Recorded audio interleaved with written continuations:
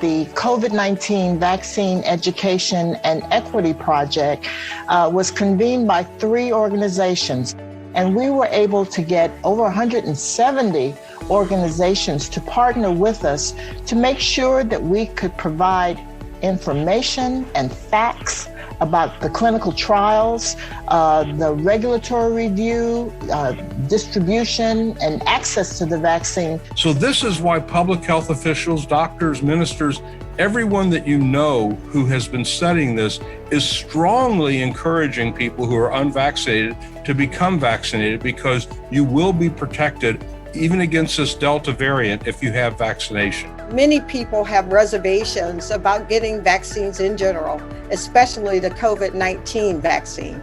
And based on my experience, this is often due to being a lot of misinformation out there about vaccines.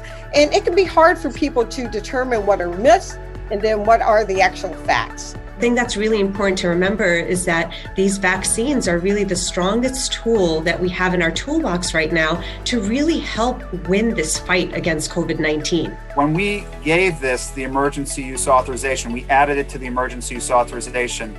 It's very important to know that we would not do so unless we felt comfortable that it met all of the rigorous standards that we insist upon. I think a lot of people need to hear this. I literally just talked, Dr. Davis, I literally just talked to somebody yesterday who was concerned that the vaccine was going to give them a mild form of the disease. You're saying, just say that again. Please. It cannot, the COVID-19 vaccine cannot biologically, physiologically give you COVID-19, because it does not contain all components of the COVID-19 virus, right? The coronavirus, SARS-CoV-19. It doesn't contain it, so it cannot give you COVID-19. Now, will you get side effects? Likelihood of that is yes, but that is not COVID-19. So we need to be really clear about that the vaccine cannot give you the virus. This Delta variant has an exquisite capability of very efficiently spreading from person to person. And we know that even sometimes, even though it's a rare event, that when people get vaccinated, they can get infected, breakthrough infection. Usually, that means they get either no or very few symptoms.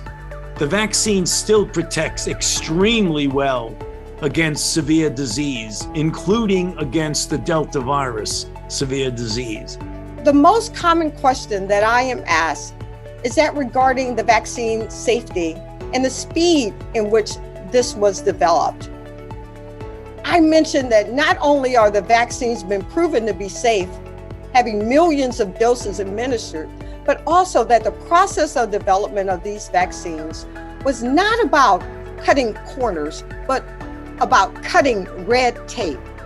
New York City just announced that proof of vaccination is going to be required to participate in indoor activities like going to the gym or visiting restaurants. After this, do you all think it's going to be possible that the COVID-19 vaccine will be mandated for students and teachers in public schools? I really do believe it is a shared priority for all of us to have our children safe and healthy and in person in school learning. And by layering protections in the way that we lay out in our guidance and in the way that we've discussed, we really can make that happen. The COVID-19 vaccine is very, very important for women because we are the caregivers. We are the moms, we are the aunts, we are the sisters, we're the mothers, we're the significant others. We need to protect ourselves and we need to protect our family. Totally understand people's initial hesitancy. Please consider how much more data we have even than we had in December. You know, many of the physicians who study this the closest, we got vaccinated in large numbers in December, but now 7 more months in, 135 million Americans vaccinated. We have, as Dr. Sachs says, 40 times more data than we needed. And so please consider getting vaccinated for your family.